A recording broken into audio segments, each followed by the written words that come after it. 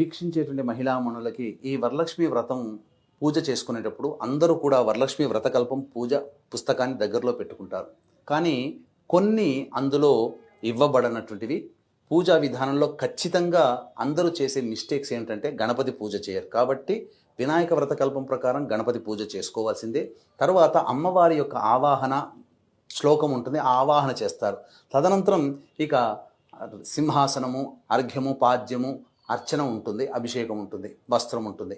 కానీ అమ్మవారిని ఆవాహన చేసిన తర్వాత ప్రాణప్రతిష్ఠ ఉండదు. కాబట్టి మీరు 2 ఆకులని పట్టుకొని ఈ విధంగా చేతిలో పట్టుకొని గొడుగులాగా ఆ కలశం మీద కానీ చిత్రపటం మీద కానీ పెట్టి ఇప్పుడు చెప్పబోయే మంత్రాన్ని మీరు ఆ సమయంలో వినండి, ఆన్ చేసుకోండి ఈ వీడియోని.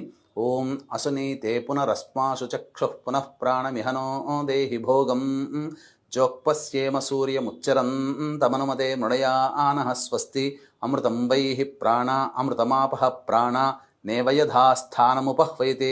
శ్రీ వరలక్ష్మీదేవతాయై నమః.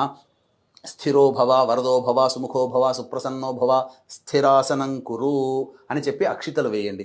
తదనంతరం అమ్మవారికి పూజ చేసిన తరువాత శనివారం రోజున ఉద్వాసన చెప్పాలి. ఆ ఉద్వాసన మంత్రం కూడా మీకు పుస్తకంలో దొరకదు.